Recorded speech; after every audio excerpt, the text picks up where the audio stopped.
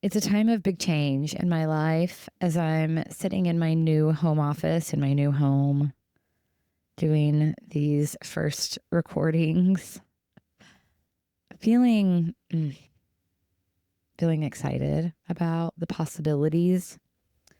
My dad and I were texting this morning. My morning view on my walk is quite different now. I'm no longer in a little suburban neighborhood. Now I have big skyscrapers and a downtown vibe on my morning walk. So I took a picture on my morning walk of the downtown skyline and sent it to my dad. And he simply responded, "Change is good. I'm so proud of you." Change is good. Change is also terrifying. Represents the unknown, doesn't it? All of the things. One thing I've been noticing in the midst of all of this change as I'm reconnecting with, old books, old journals. I podcasted a little bit about this yesterday.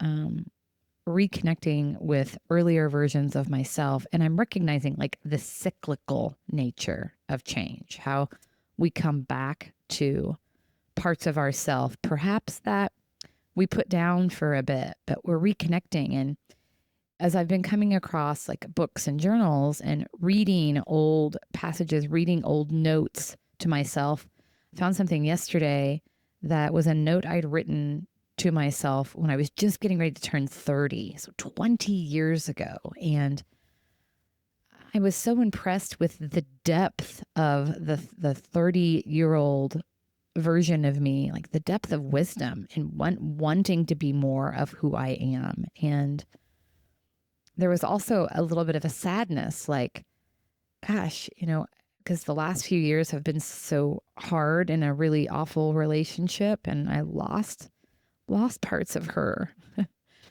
And so all of it being so connected. Paul Boynton says it this way: from the right vantage point, beginnings and endings are really all part of a much bigger circle. So resist the temptation to fear either and trust that one day your beautiful circle will all make sense. Trust that one day your beautiful circle will all make sense. Yeah, so there's no reason for me to feel fearful or sad about getting off track a bit because here I am right now. And I wouldn't have this feeling or this insight if I hadn't have gone in a bit of a different direction. And gosh, I learned so much. I learned so much. So here's to beginnings and endings, all being part of a much bigger circle. Reflect on that and, have grace for yourself through all of it.